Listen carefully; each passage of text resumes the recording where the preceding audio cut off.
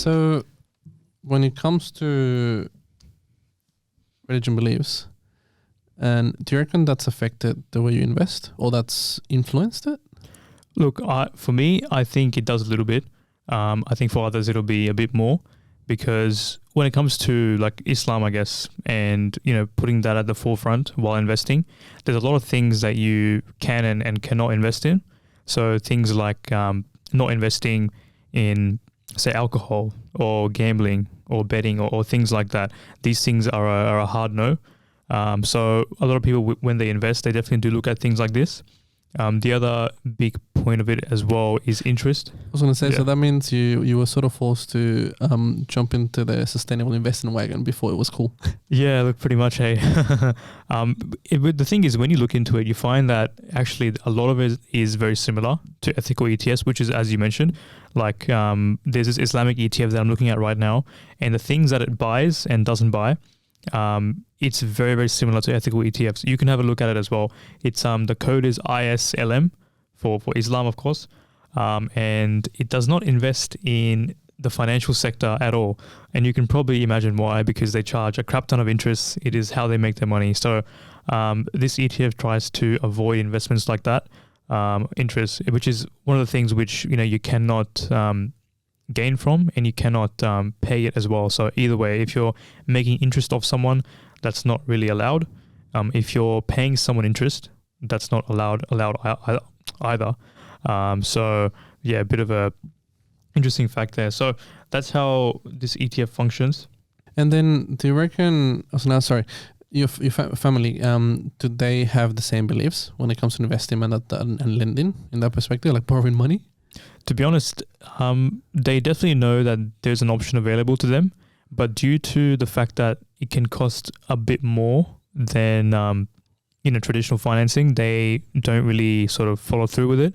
A relative of mine actually got a home loan approved using one of these providers, and he showed me his contract really briefly, and the rate he was paying was about 6.5% on an owner-occupied home loan. So if you compare that to this was recent, yeah, about a couple of weeks ago, yeah, which is pretty high. But I guess if you are using methods like this, you know, your number one priority is your belief system. So you'll be happy to pay this cost because your belief system is a core sort of priority for you. So some people actually don't mind paying 1%, 1.5% higher if it means that they can stay consistent with their belief. So look, it is quite high, but I guess it's respect, you know, like it's if it's what you got to do that. Yeah.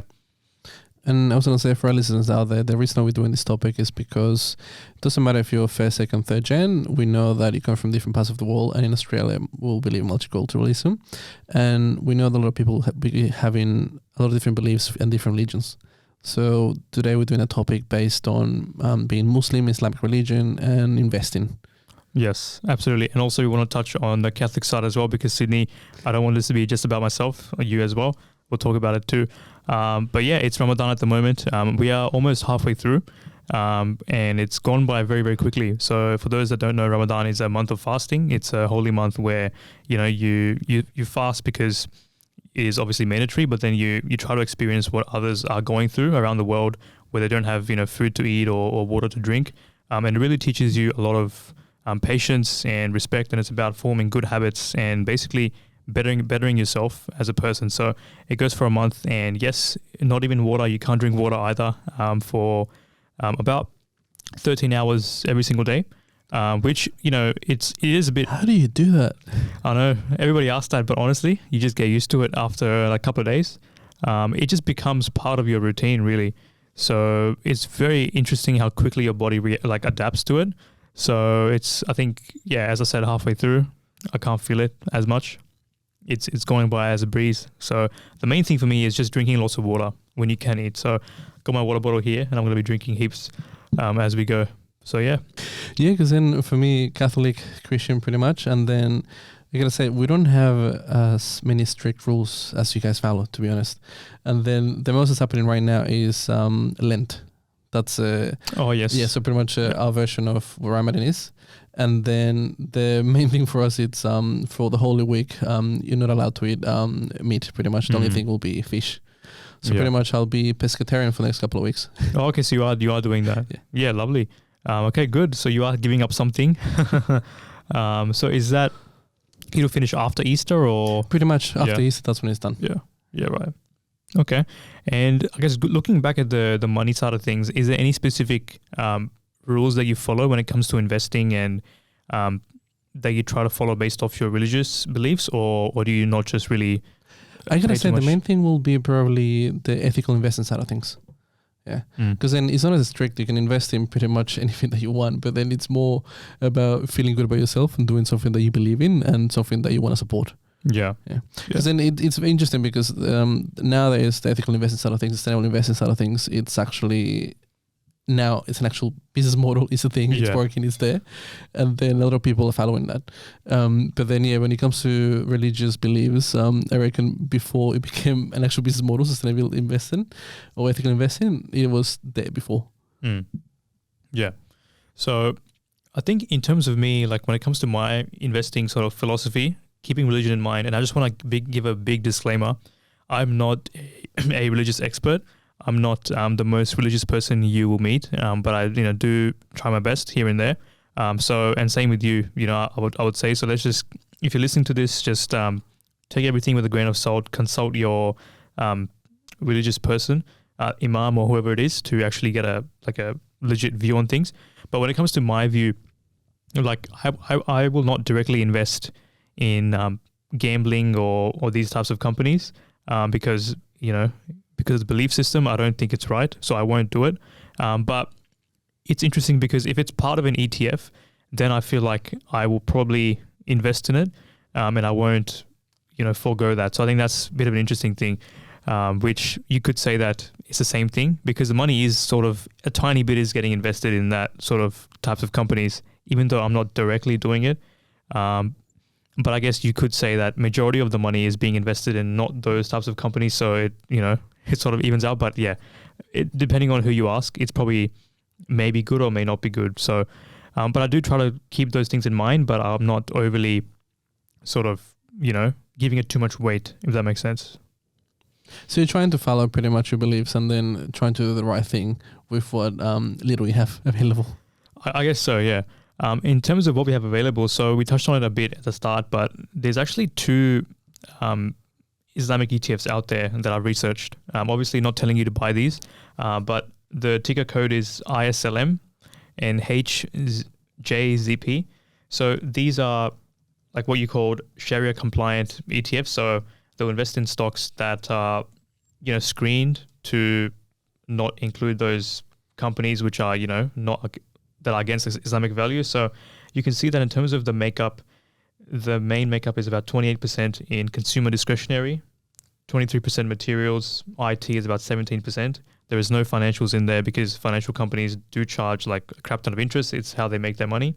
Now, in terms of the actual fees, I think the last time I saw the fees, it was actually quite high. Do you want to guess how much the fees were?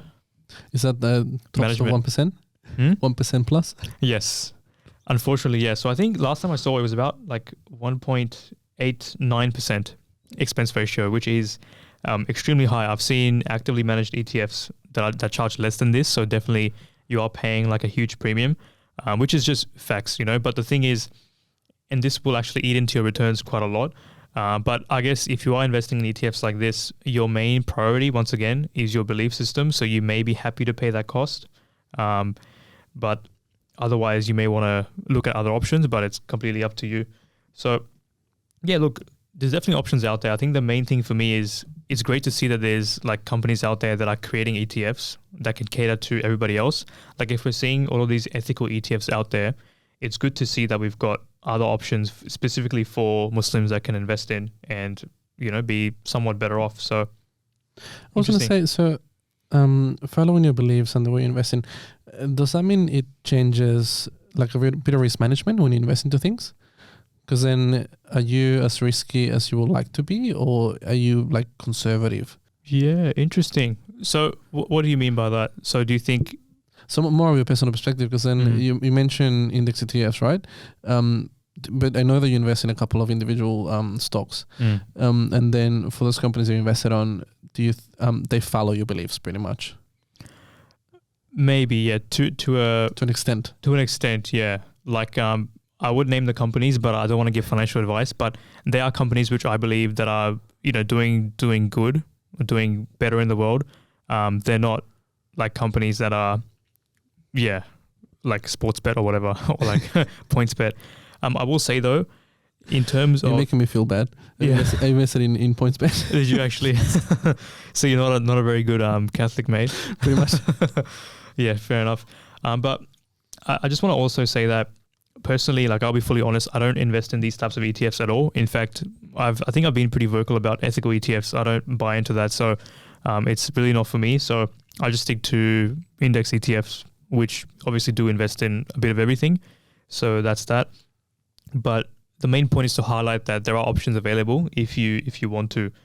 Now, in my personal experience though, during work, I've met colleagues that were Muslim, and we were doing a job which involved, cross-selling credit cards and home loans and all that sort of stuff. And there was this one guy from Pakistan, I remember, he would not actively promote a credit card to a customer, even though based on his job, he was supposed to sell it, right? So if he saw a need, he might talk about it, but he wouldn't like actively try and sell a credit card, because to him, credit card means more than likely the customer is going to pay interest. Yep. Like generally speaking, people pay interest on the credit card. So that's something that he wanted to sort of avoid a little bit, which was interesting, So he's kind of like incorporating his beliefs into the job, even though the job is completely different to what he's supposed to be doing. So when it comes to like borrowing money, buying a house or any type of property, and so I get the main idea is not wanting to pay the interest. Yeah. So what? So let's say the Sharia compliant banks. What do they do instead? Okay, so the Sharia compliant lenders, and I'm just gonna read off the website kind of, so I may get it wrong, but basically they avoid charging you interest. They still make money, but there's a way how they make money. So they still charge you a cost based off of a percentage, but it's about the percentage and what it actually represents. So in a bank sense, if you go to a standard bank, the percentage charged is the interest that represents the interest. Whereas with these types of methods, the percentage equals to a cost that you're paying to actually occupy the property, right? So how it works is, say you want to buy a property, you save up your standard 20% deposit, and what you do is you co-buy the home with these lenders, right? So you're buying it with the actual lender themselves, and the lender then is giving you the right to actually occupy the property, to actually rent, even though you sort of own 20%. So what you do is each month you pay a rental to them, and what happens is that rental basically increases your share of the property. So at the end of the term, what happens is once you've paid off your 30 years, then the title of the house becomes fully into your name, and that way you sort of avoid paying interest. You still pay a cost, but the cost is the rental of actually occupying the premises. So that's how it sort of avoids interest. Now, there's a lot of people listening to this that may be like, okay, well, you're still paying a cost. You're just calling it that. But, once again, this is where different sort of, beliefs and sort of things come into play. So I'm not going to go too much into it, but that is kind of like the concept of how it works. So if you look at it like that, you are kind of avoiding paying interest. You're just sort of looking at it in a different way, because if there's the actual people and the lender on the title, technically you are co-buying it. So it kind of makes sense from that perspective. So yeah, does that actually make sense to you? Or Yeah, it does. It makes sense. Yeah. Because then I was going to say, so pretty much you take into account a lot of ethical considerations when it comes to investing, and you integrate it pretty much in decision making. The one here is pretty much following the Sharia compliant banks. Yeah. And then for you personally, do you reckon you'll be using a Sharia compliant bank later when you're ready to buy a property, or just to save the interest that they're going to charge? In this case, not interest. Yeah. In that perspective. Because you mentioned it was the contract you saw from your family friend. It was way higher compared to something out there in the market. Yeah, it was pretty steep. And if you're going down this option, you are going to be paying about 1 to 1.5% higher than everybody else. Personally, for me, I was going to say that 1 and 1.5% over like 30 years of paying a mortgage. how much you reckon that is? Is that going to be worth a couple of $100K in order for the lifetime? Depending on terms what of the amount you're fees, borrowing, but yeah, it's a lot of 100%. fees, a lot of money. It is a lot, yeah, because you're paying like what, 20% higher than everybody else. Yeah, it'll definitely add up. But personally for me, I have thought about this and I would not pursue this option. I'm still obviously learning and thinking about things, but at this given point in time, given that like I work at a bank and the discounts they give you and the benefits they give you in terms of going with them, I think are sort of too good to like not take up. And in terms of the additional cost, I think I'll be much better off in my situation to just pay the lower cost and pay the interest and go from there. But, but then that's up to the personal belief of the person. I know lots of other Muslims that are definitely like practicing and they do all of that, yet they still use a bank that charges interest. So it really just depends on, how strict you want to be and how to the point you want to follow it.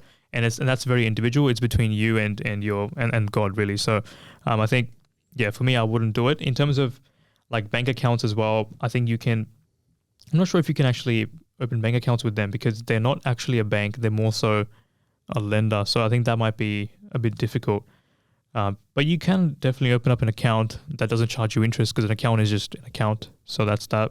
Yeah, interesting. I do remember when I was working at the call center, I had one of the customers call me up and he was asking to not be paid interest into his transaction account.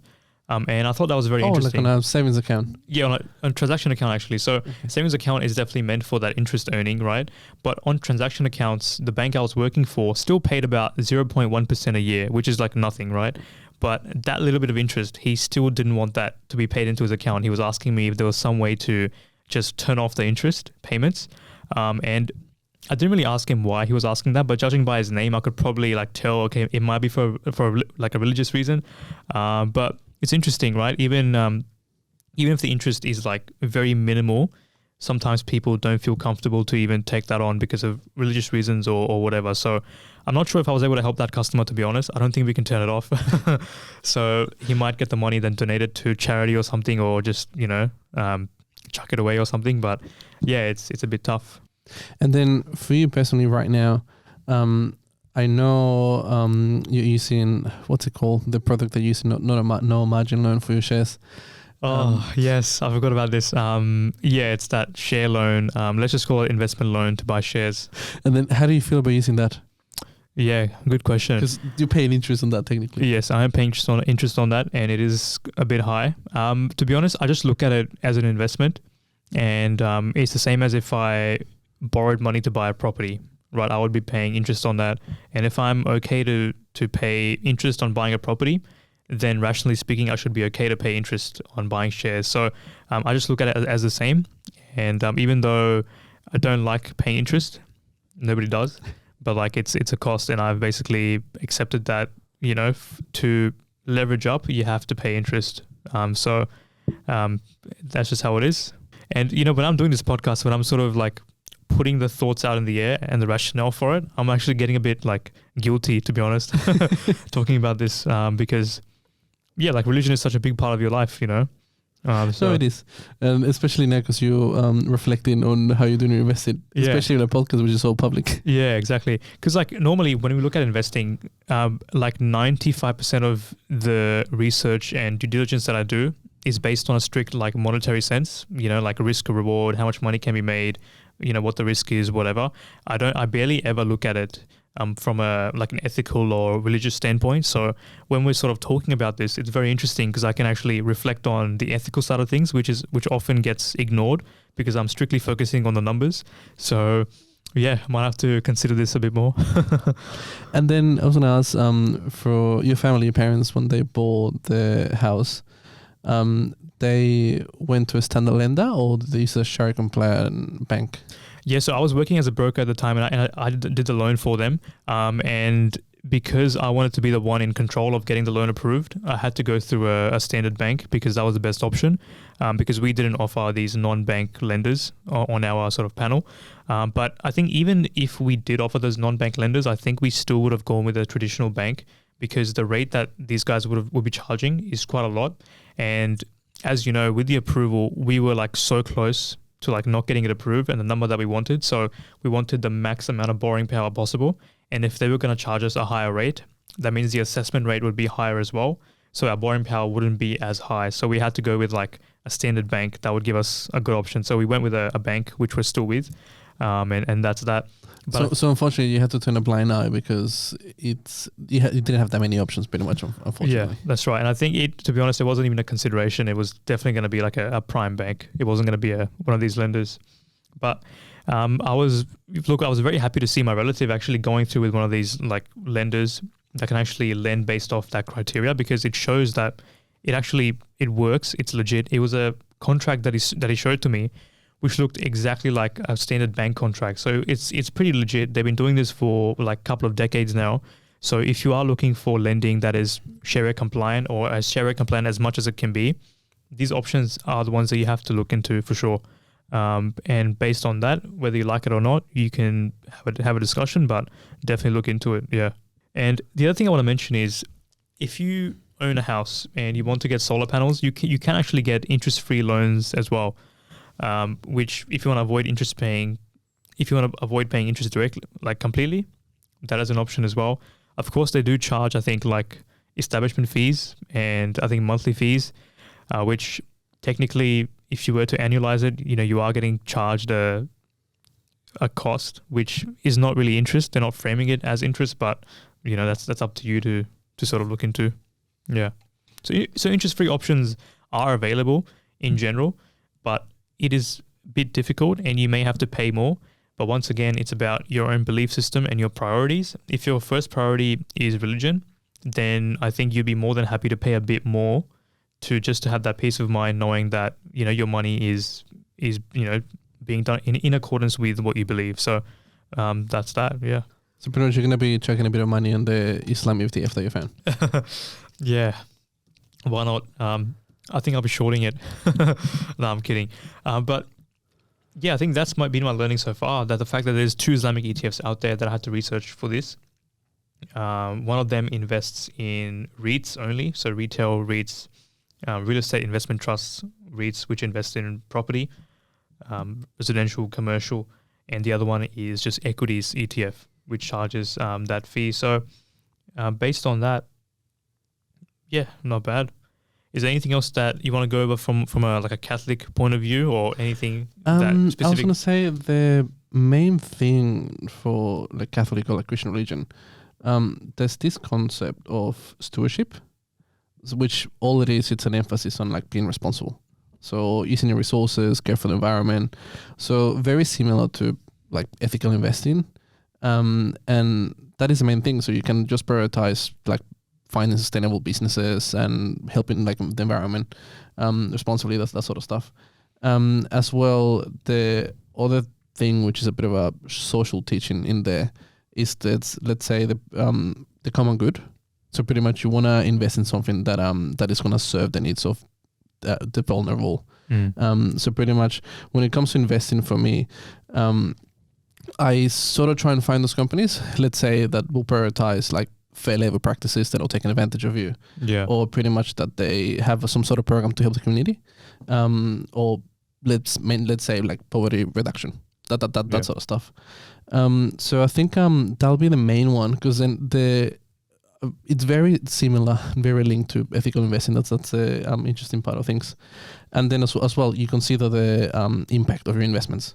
Because then you don't want to invest in a company that's doing evil. That's the thing you're trying to avoid.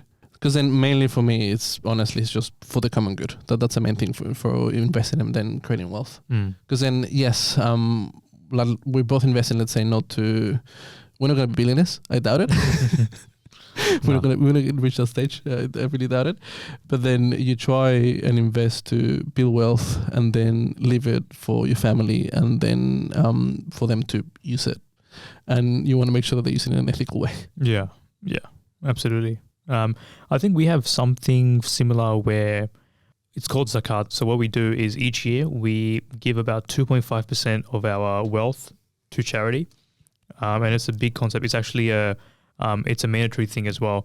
If you're earning above a certain amount and you're an adult and you can financially afford to do so, it's mandatory. So 2.5% which you got to give away, which is of course a concept of the religion as well. Yeah. So it's big charity, and a lot of it gets given during this month, where obviously it's a very holy month and you've got to be good and do good things. So just wanted to put that out there as well, because we're talking a lot about investing, but that's a good way to good highlight pretty much. Yeah. So I was gonna ask you, so what's the last charity that you gave money to? So it would have been last year. So there's this website which I'm not going to name, but they basically distribute. So the money that you donate off the website, they give it to the most like needful people, or the ones that deserve it the most. Mostly overseas, they distribute it out. So in developing countries like Pakistan or like Yemen or these types of areas where they like desperately need the money. So would have been a couple $1,000s last year that I donated for that cause, and this year I'm planning to do the same thing as well, because obviously it's part of the religion. It's very, very important. So yeah, I think that was last year. So none this year so far. I'm just going to give it as a lump sum. You're still trying to decide which charity to give the money out. Yeah, that's it. But I think that is all that I wanted to sort of go through. With religion and investing, obviously it's a big part of, if it's important to you. So given that's Ramadan and everything that's happening so far, it's a good episode to cover. Once again, I just want to highlight that I'm not the most perfect person, and neither are you, Sydney, I'm sure. So, we're trying our best here. So if we make mistakes, so be it. We're human and we're learning. So that's very important. And that's all I've got. And any listeners out there, please reach out. Any questions, any feedback, anything that you want to tell us, just go ahead, please. Yeah, and please give us a rating, and definitely keep following along.